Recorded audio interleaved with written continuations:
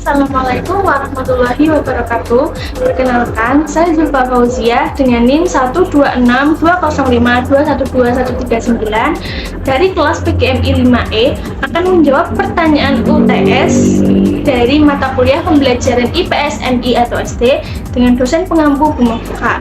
Baik, pertanyaan yang pertama yaitu apa yang dimaksud dengan ilmu pengetahuan sosial dan mengapa IPS penting dalam kurikulum sekolah dasar? Ilmu pengetahuan sosial atau lebih sering disebut IPS adalah suatu ilmu yang mempelajari tentang kehidupan sosial manusia yang didasarkan pada kajian geografi, ekonomi, sejarah, dan antropologi. Lalu, mengapa IPS penting dalam kurikulum sekolah dasar? Karena IPS dapat memberikan siswa pengetahuan tentang pengalaman manusia dalam kehidupan bermasyarakat di masa lalu, masa kini, dan masa yang akan datang. Selain itu, menolong siswa untuk mengembangkan keterampilan untuk mencari mengolah informasi dan menolong siswa untuk mengembangkan sikap atau nilai demokrasi dalam kehidupan bermasyarakat. Pertanyaan yang kedua yaitu sebutkan dan jelaskan 4 komponen utama dalam pembelajaran IPS di tingkat MI atau SD. Yang pertama yaitu komponen tujuan.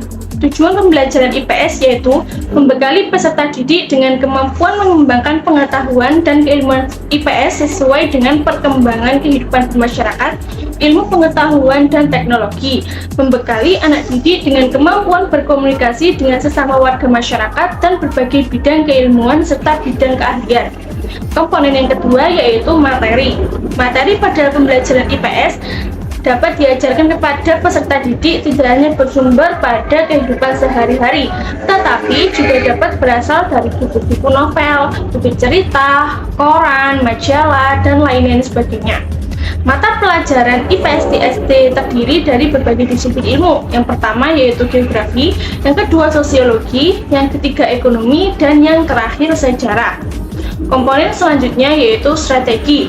Pada pemilihan strategi pembelajaran terdapat beberapa kriteria yang menjadi landasan dalam pemilihan, yaitu strategi yang diorientasikan terhadap tugas pembelajaran, memiliki hubungan tahapan materi pembelajaran, teknik yang digunakan terfokus terhadap tujuan yang hendak dicapai, dan terakhir adalah penggunaan media pembelajaran yang mampu memberikan rangsangan terhadap indera para peserta didik.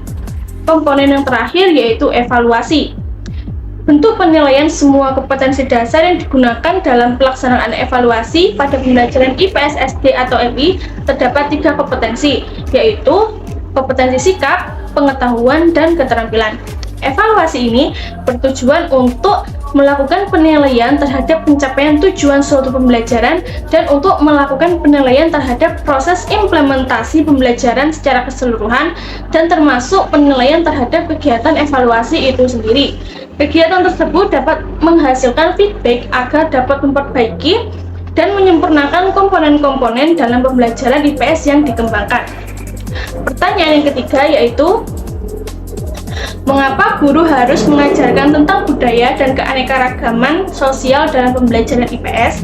Karena dengan mengajarkan budaya dan keanekaragaman sosial, peserta didik dapat meningkatkan toleransi dan memiliki kesadaran serta pemahaman mengenai keragaman serta mampu menyikapi keragaman dengan baik, serta agar peserta didik memiliki sikap plural, humanis, dan demokratis. Tujuan pembelajaran yang dirumuskan dalam pembelajaran IPS mengarahkan dalam pelaksanaan pembelajaran yang mana guru harus memberikan wawasan keragaman dan sikap untuk mengatasinya. Pertanyaan yang keempat yaitu bagaimana berita dan media sosial dapat mempengaruhi pandangan masyarakat tentang isu-isu sosial dan politik. Berita dan media sosial memiliki jangkauan yang sangat-sangat luas dalam menyebarkan suatu informasi. Dengan kecepatan menyebarnya informasi tersebut dapat mempengaruhi pandangan masyarakat dalam isu-isu sosial maupun politik dengan membentuk opini publik, meningkatkan partisipasi masyarakat dalam mengatasi sebuah masalah, dan dapat mempengaruhi persepsi publik dalam melihat suatu informasi. Pertanyaan yang kelima yaitu praktekkan dan analisis pembelajaran dalam kelas mulai dari pendekatan, strategi, metode, dan teknik. Baik, langsung saja prakteknya. Assalamualaikum warahmatullahi wabarakatuh. Bagaimana kabarnya hari ini? Alhamdulillah, luar biasa, Allahu Akbar. Yes. Apakah hari ini ada yang tidak masuk? Ya.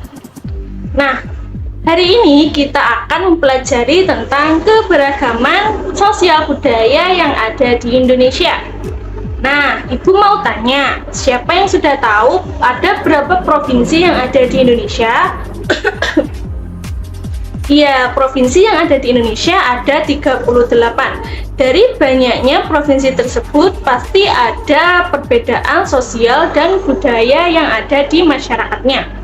Keberagaman ini terdiri dari agama, bahasa, mata pencaharian, adat istiadat, tarian, senjata, dan lain-lain. Nah, Ibu mau tanya, apakah ada di lingkungan sekitar kalian tentang keberagaman sosial budaya ini? Apa saja? Agama, mata pencaharian, adat istiadat, atau bahasa? Lalu, bagaimana respon kalian terhadap keanekaragaman yang ada di sekitar lingkungan kalian? Iya, responnya itu harus saling toleransi dan menghargai satu sama lain ya.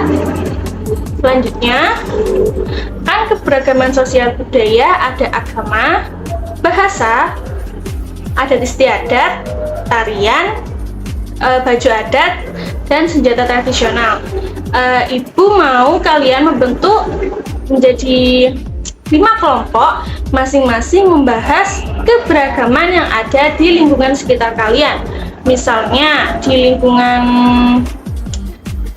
sekitar kalian ada keanekaragaman agama. Agamanya disebutkan ada agama apa saja, misalnya agama Islam, agama Kristen, agama Hindu. Terus mata pencahariannya ada petani, ada pegawai, ada pedagang, lalu adat istiadatnya seperti apa. Jadi Ibu mau kalian membahas itu ya di kelompoknya. Nanti masing-masing kelompok akan mempresentasikan hasil diskusinya di depan kelas dan memberitahu kepada teman-temannya tentang keberagaman yang ada di lingkungan sekitar kalian. Baik, masing-masing kelompok sudah maju ke depan untuk mempresentasikan hasil diskusinya.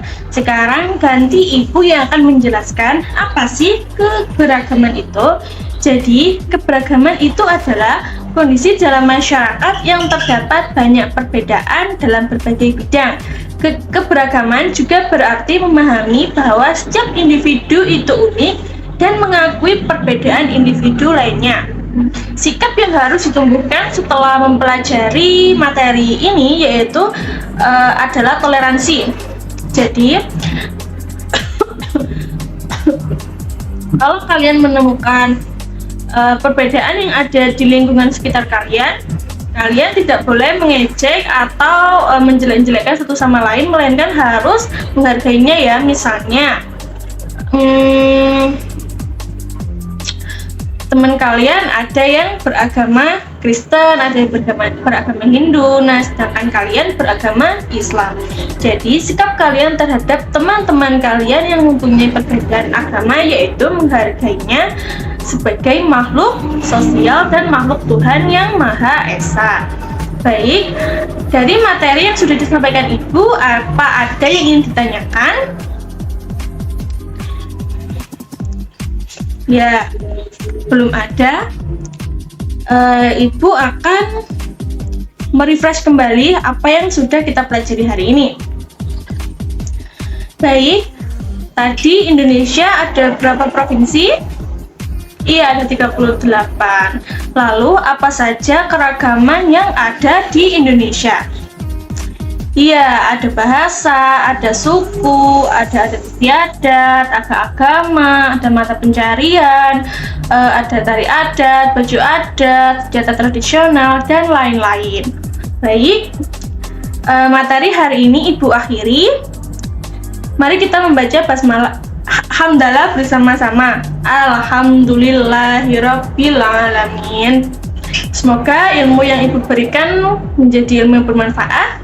Assalamualaikum warahmatullahi wabarakatuh. Baik, analisis dari praktek pembelajaran tadi yang pertama yaitu pendekatannya saya menggunakan pendekatan CTL atau Contextual Teacher Learning, yaitu mengaitkan materi dengan situasi yang nyata. Tadi bertanya kepada peserta didik, apakah ada keanekaragaman yang ada di lingkungan sekitar peserta didik. Lalu strateginya saya menggunakan strategi cooperative learning dan discovery learning. Cooperative learning yaitu membentuk kelompok menjadi 5, lalu discovery learningnya itu masing-masing kelompok mencari informasi tentang keberagaman yang ada di lingkungan sekitarnya, yaitu bahasa, agama, mata pencarian, tarian, dan adat istiadat. Untuk tekniknya saya menggunakan teknik tanya jawab, yaitu tadi saya bertanya kepada peserta didik, di Indonesia ada berapa provinsi dan apa saja keanekaragaman yang ada di Indonesia. Baik, itu yang bisa saya sampaikan. Apabila ada salah kata mohon dimaafkan. Wassalamualaikum warahmatullahi wabarakatuh.